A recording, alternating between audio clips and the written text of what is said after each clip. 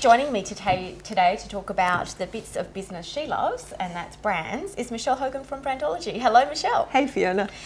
Recently you ran a Melbourne Churchill Club session and it was all around luxury. Yep. And I found it really interesting, and I thought maybe today you could talk about some of the ways in which luxury and brand intersect. If you have a luxury product, to what degree do you think it is that your brand states that for you? I think a huge chunk of luxury products is held in brand. I mean, really, I would be hard pressed to come up with a true luxury product that is not identified by and backed by the brand. It just doesn't happen, because really that's the difference, right? So if you were to take a case in point of, pick any luxury you like. So why would I pay or be willing to go on a 2-year waiting list and pay however many $15,000 or whatever it is for a Birkin bag, when I can walk into Myers tomorrow and pay $200 and buy, one by just some company, right? What is the difference between those two things? They're both bags. They both probably look pretty good. They're both probably made out of leather. Yep. They're both, you can go on and on and on. The difference is that this one, the brand around this one says something about the product, the brand says something by the product. Okay? Is it possible to have a luxury brand and tack it on a really ordinary product? And what springs to mind for me are the celebrity branded perfumes. And for years I would only wear perfume oil because I just found those perfumes offensive. Right. And now I wear Chanel because I found a really old one called Coromandel, one of the originals, that I really love. Now, it is no more expensive than a celebrity perfume. However, it's beautiful, and I consider them not.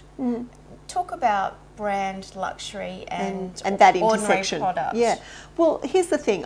I actually don't see a celebrity endorsement or a celebrity product as being any identifier of luxury. There's no history of that. There's no backup of that. There is a brand component, but I don't see it as luxury brand. So what does luxury mean? What are you conveying when you purchase something that is perceived to be a luxury? To be part of a luxury brand. I want something really beautiful. Yeah, you want something beautiful. You want something that transports you. You want something that connects you to perhaps a little piece of a larger whole that you can't have.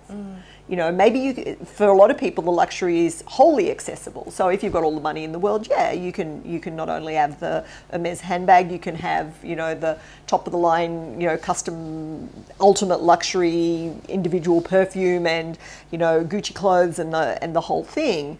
But for some people, and for a lot of us, and me definitely included, that's out of reach. So, but what I can do is I can have a little piece of that luxury through that particular perfume, through that one smaller item, through that scarf, through that whatever, and feel that I'm bringing that broader. Do you know what really interests me is that as a consumer, I'm thrown between two realities when I look at my personal behaviour. And one is the scarcity of my childhood. So I will buy lots and lots of things that are cheap. Right. And that seems to be covering that hole there. And then the other part of me is about wanting the one thing, the right thing, and hunting high and low for that. For that one thing. And to me, that's where luxury resides. It's that one thing that gives you something a bit extra. Yeah, and I think there's also, there's certainly a pricing component, okay? So, and you can't really talk about that without really delving into the idea of equity.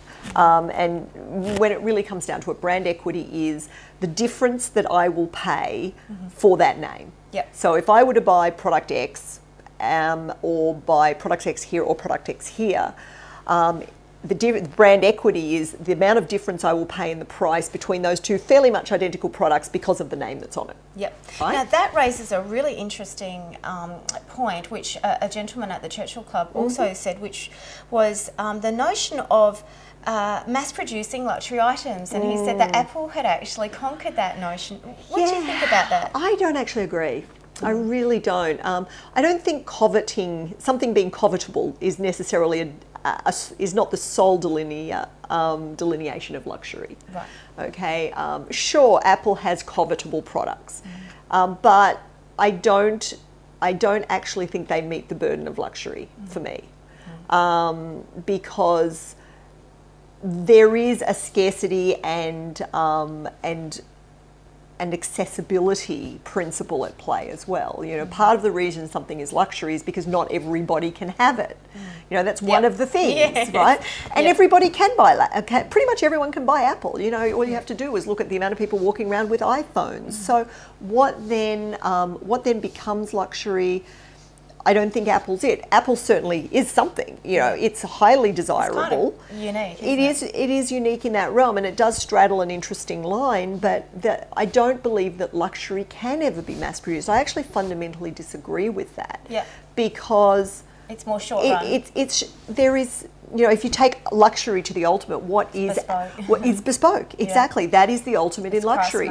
Something that's made for me, something that's only for me. You know, there's a shoe brand out of Sydney called Feet, who literally you can have a last made for your foot, and you can have your own shoes, and they keep it, and you know, any shoe that they make for you uses, you know, that's luxury.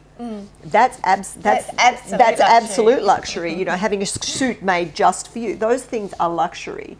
I don't believe a computer that I can, even if I have to wait a little while for it, or even if it's, you know, even if it costs a little bit more than other computers, really, to me, that doesn't tip. And Michelle, just finally, your favourite luxury brand would be what and why? Oh my God, I don't know that I have a favourite luxury brand. If I was to look at the luxury brand that I probably have the most of, it would probably be Coach. Coach. Yeah, Coach. It's not really well known here in Australia. Not known by me. Yeah, it's much more well known in Europe and in the UK. It does a lot of the same things that, you know, Hermes and all of those ones do. It has some jewelry, it has leather goods, it has shoes, it has, you know, a range of things. And one of the reasons I love Coach is their things are timeless. They're beautifully made, and Coach is probably on the low end of luxury. Yep. I mean, they're